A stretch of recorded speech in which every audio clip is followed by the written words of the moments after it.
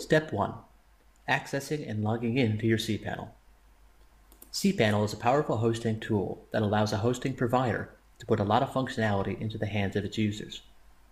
You received cPanel login information in the same email from your instructor that had your Dojo login information. If you're a DIY member and aren't hosting with us, you should have received cPanel access information from your host. You should also have your domain name registered and pointed at your hosting account. If you are unsure, please submit a support ticket.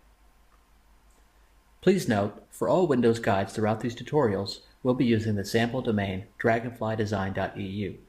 Always change dragonflydesign.eu to yourdomain.com. We'll also be using the username Dragon. Please replace Dragon with your hosting account username. Let's log into cPanel. Your cPanel is located at www.yourdomain.com/cPanel. Replace yourdomain.com with your domain name.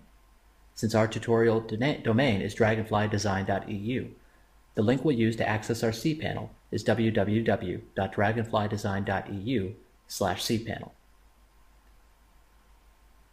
Enter your username and password into the cPanel login box. Our tutorial username is Dragon. Replace Dragon with your username.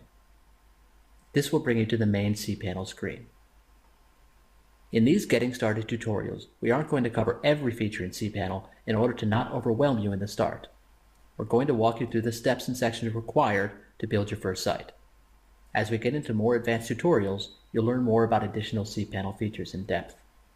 For now, we're going to learn how to create, configure, and delete an email account, create, configure, and delete a MySQL database and user, and create, configure, and delete subdomains. Please note, before continuing on this tutorial, that the remaining sections on this page will go over email accounts, domains, and databases. At this point in the tutorial, you should watch the videos and understand the actions, but you don't need to actually follow the steps or create, manage, delete any databases, emails, or subdomains. We'll do this in the next tutorial during creating our first WordPress website. You can add a new email address during this tutorial if you'd like to set one up, but nothing on this page requires you to do anything right now. It's just for your reference.